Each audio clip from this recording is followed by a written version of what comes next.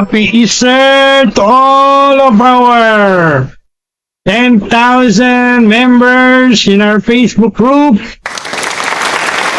And happy Resurrection Sunday to our 10,000 followers in TikTok. And of course, our growing numbers of subscribers in our YouTube channel. Happy Resurrection Sunday to all of you. Hallelujah! He is alive, and He is alive forevermore. After His sufferings, after His death on the cross, after His burial, He rose from the dead. He is alive, alive forevermore. And He defeated Satan, and He defeated all the powers of darkness, and He defeated sin, sickness, death, and the grave. And He is alive forevermore. Ayun po ang linggo ng pagkabuhay ay pinagdiriwang natin ang matagumpay na pagkabuhay muli ng ating Panginoong Hesus mula sa mga patay. Pagkatapos niya pong maghirap sa krus, mamatay dahil sa ating mga kasalanan, tapos niyang ilibing, ayon sa kasulatan, ayon sa ating mga banal na Biblia, siya po ay nabuhay muli. At siya ay buhay. Buhay magpakailanman. At sabi sa Bible, hindi na po siya mamamatay. No? Siya'y buhay at buhay magpakailanman.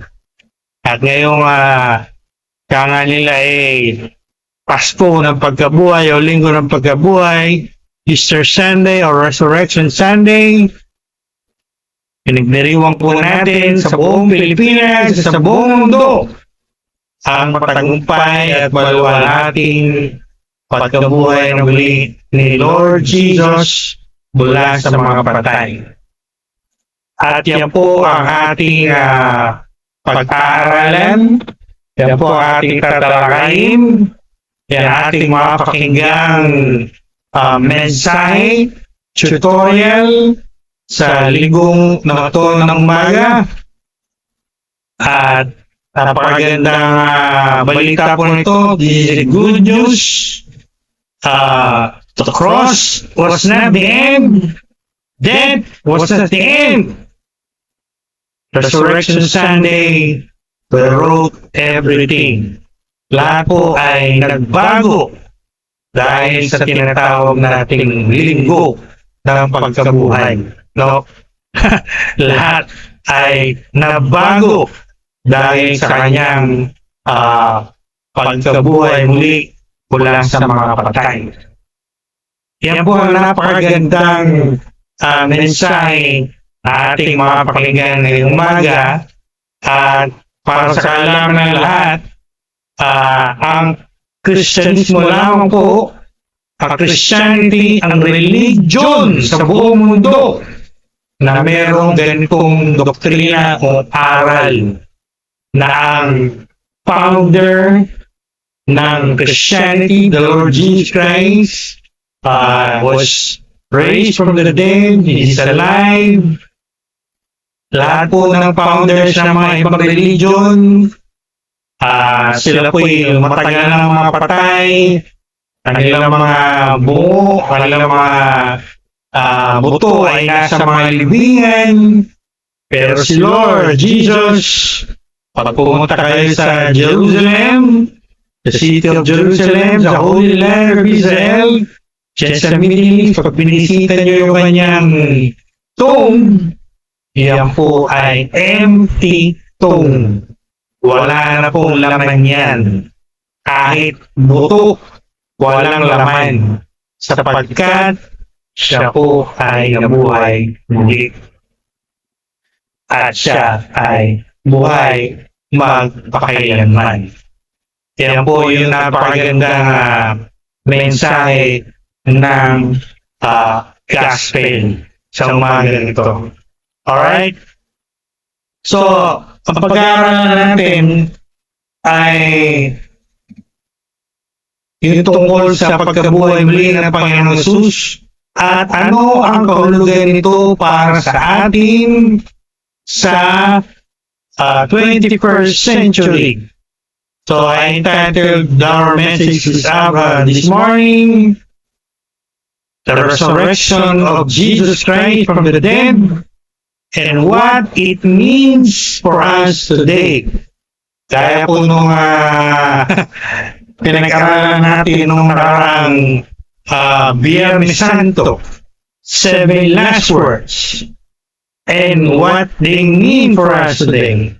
And so this Resurrection Sunday, His resurrection and what it means for us today. Yun po yung mahalaga, no? Anong benepisyo, anong mapapala natin ikangala sa pagkabuhay na muli ni Jesus Christ mula sa mga patay. Maraming mga tao, ganyan eh. Anong mapapala ko? Anong matatanggap ko mula dyan?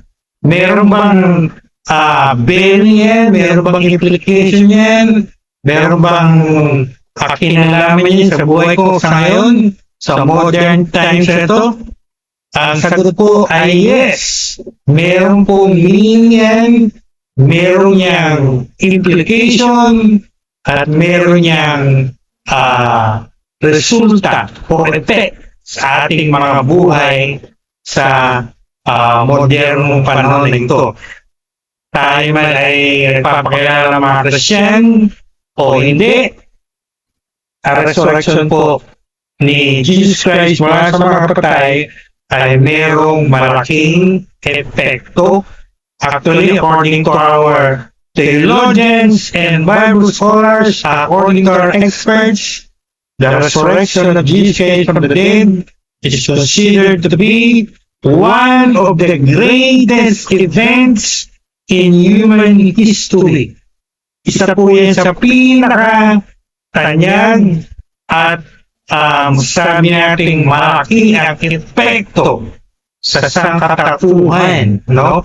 So yan po ang ating pag-aaralan ngayong linggo ng pagkabuhay. Babasahin po natin ating text o teksto. Kaya nila, ito ay makikita natin sa Ebanghelyo ayon kay Marcos, sapagkat si Bishop Lopez po ay nasa Gospel of Mark ngayon. So, titingnan natin yung ating text mula sa Mark chapter 16 verse 2 to 9. So, yan po ay talagang intentionally sisimulan natin sa verse 2 at matatapos tayo sa verse 9. Sapagkat meron po akong gustong ipakita dito at ayaw nating mag-focus o mag-touch sa mga skepticism o yung mga hindi paniniwala ng maraming tao. Lalo po maraming tao ngayon, hindi lang noong panahon nila.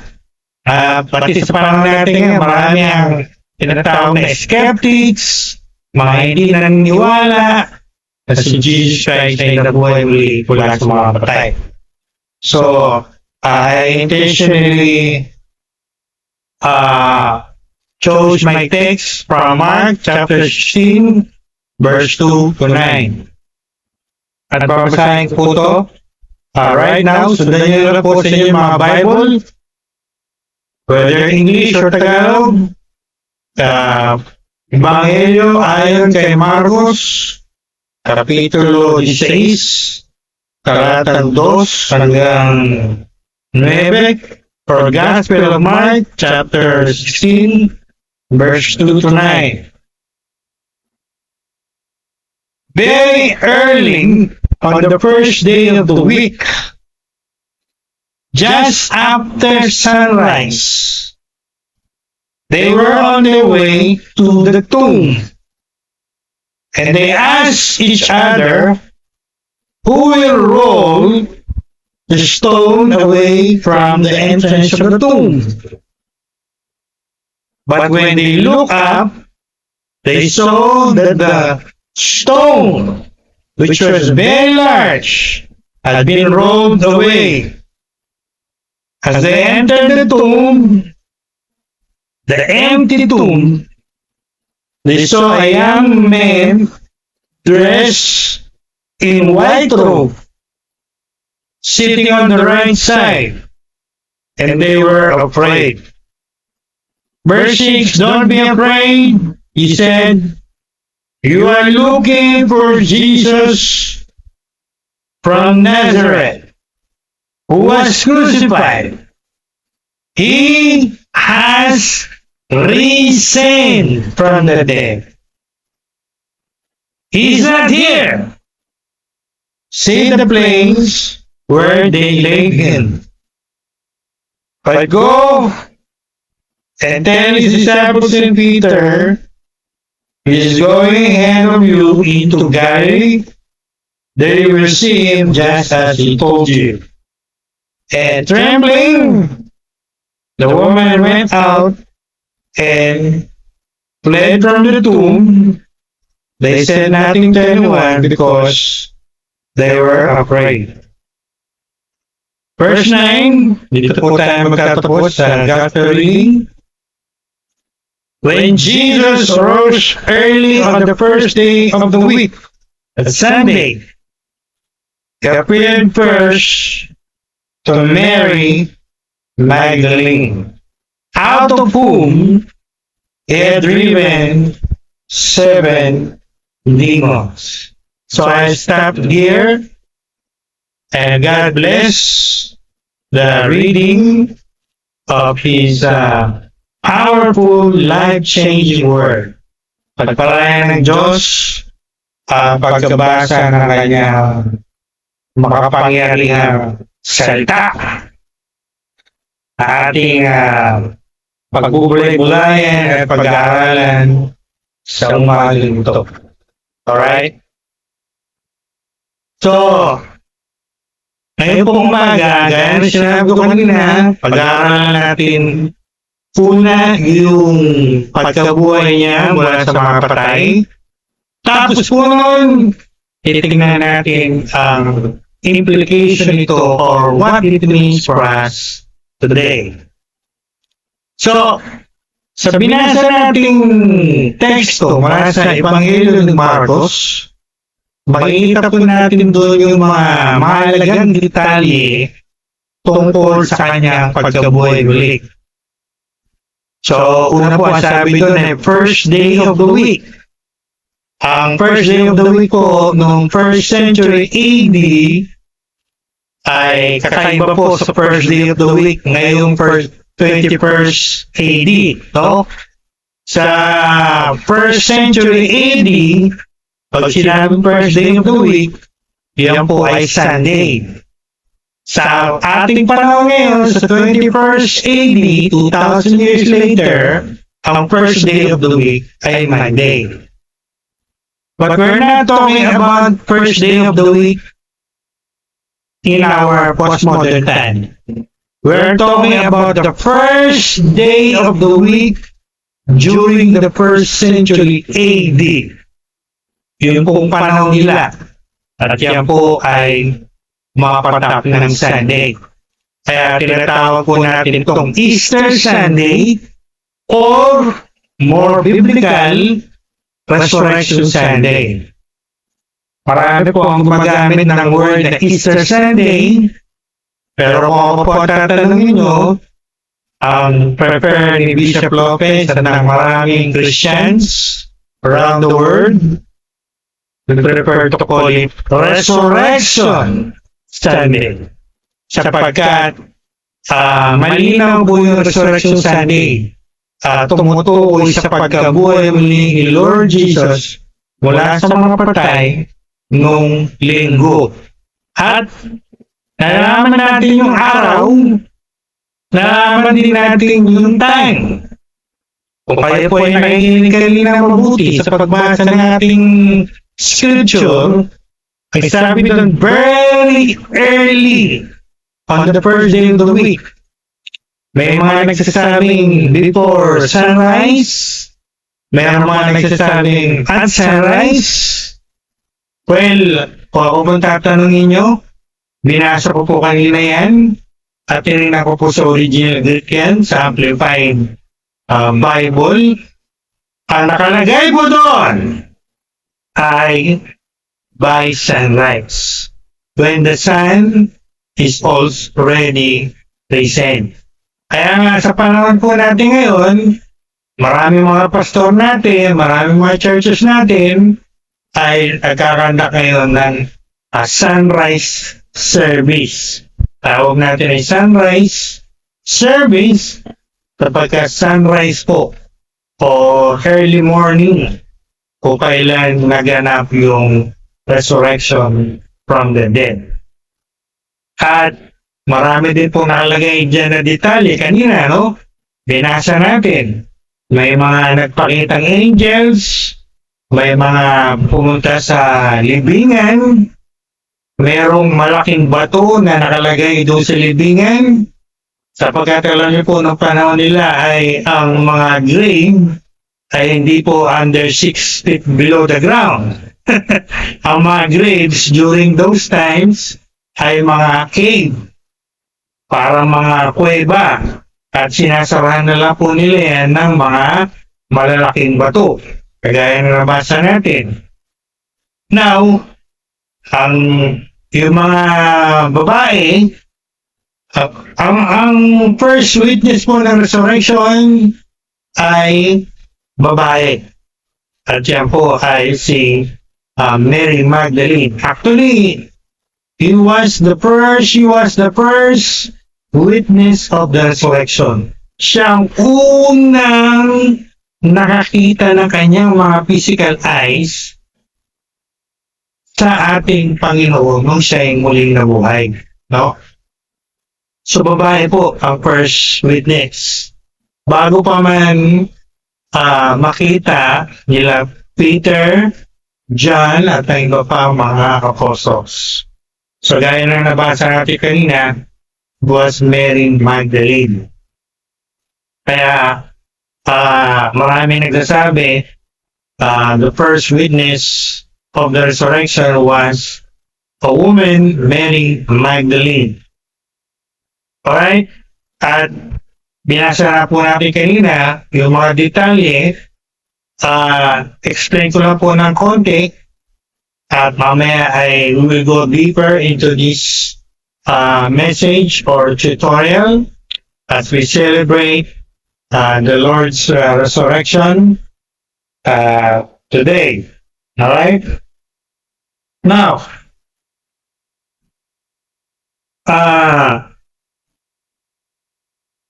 sabi po natin na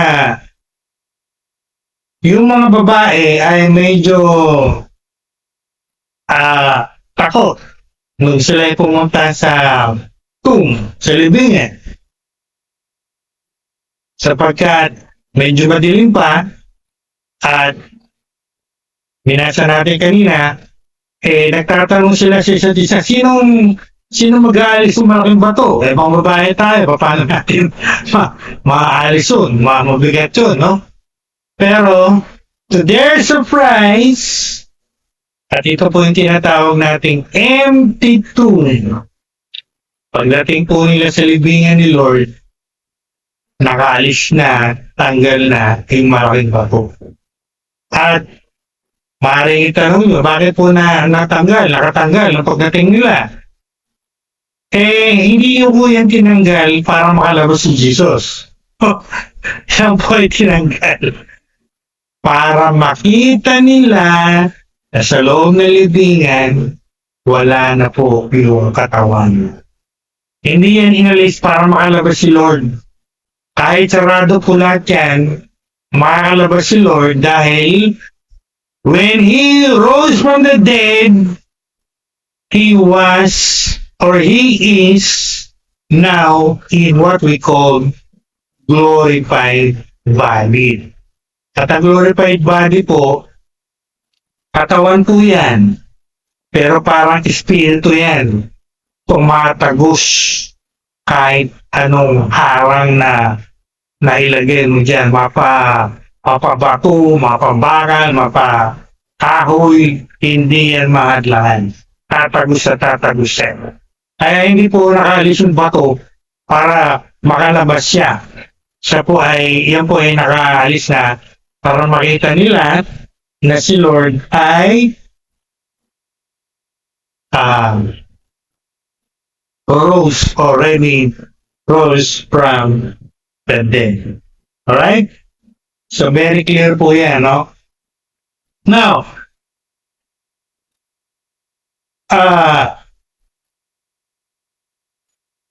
sabi po sa binasa natin kanina, so nung nakita nila na bukas yung tomb, pagpasok nila, mayroon sila nakita mga angels, no? So ito po yung mga angels of God. Sa ibang gospel, isang angel. Sa ibang gospel, many angels, plural. So whether one or two, merong angels, plural. At yung angels nagbigay sa kanila ng message. Sabi ng angels sa kanila, yung hinahanap nyo ay wala dito. Sapagkat siya ay nabuhay muli. So he's not here. He's not there. Because he already rose from the dead. Alright? So, very clear po yung binasa natin na si Lord ay muling nabuhay noong ikatlong araw base sa nabasa natin sa Gospel. Alright? So, hindi ko na po habahin ito. Ang sabi po sa Romans chapter 1, meron tayong babasahin dito sa Romans chapter 1. Ang sabi sa Romans chapter 1, sa pamagitan ng kanyang pagkabuhay na muli mula sa mga patay, ay kinikilala si Jesus na anak ng Diyos na merong kapangyarihan. Ibig sabihin, yung pong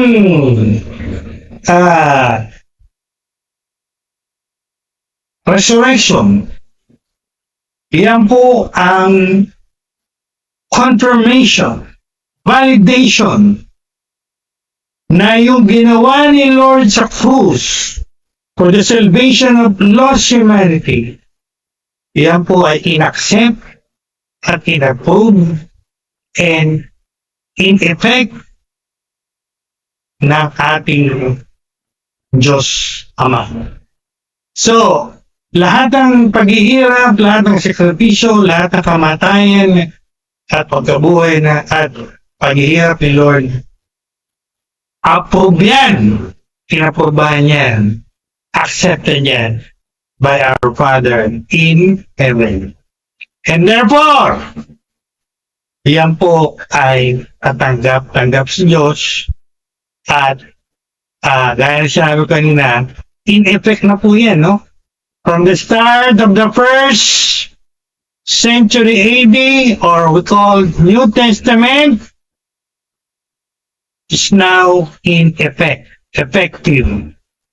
So lahat ng pagpapala, lahat ng blessing, lahat ng benefits of the Calvary, of the resurrection, are already in effective at pwede po nating maranasan, pwede nating ma-enjoy sa ating pamumuhay. So, diyan po tayo magpo-focus. Ito yung sinasabi ko kanina, what His resurrection means for us. Anong implication yan sa atin? Anong benefits yan sa atin? Anong mapapalan natin nila mula sa pagkabuhay niya muli? Una, because He lives, we will live also. Because He rose from the dead, we will rise from the dead as well. Alam niyo po ba yun? Yung resurrection ni Lord Jesus ay nagagaranti na mayroong pong resurrection from the dead. Wow! I love it! Alam niyo po ba lahat? Makinig po lahat! Dahil nabuhay muli si Jesus mula sa mga patay, ito po ang implication. Lahat po ng taong namatay, makinig kayong mabuti, tanawain niyo itong sinasabi ko, lahat po ng namatay, muling mabubuhay. There is a resurrection from the dead.